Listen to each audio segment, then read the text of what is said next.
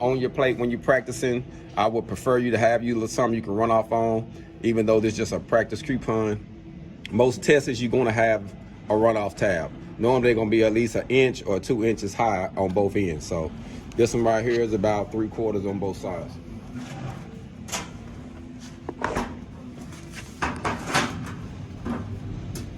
So I'm starting at the bottom plate, and then we're gonna take this all the way up. You ready, bro? Yes, sir. Let's go, fam.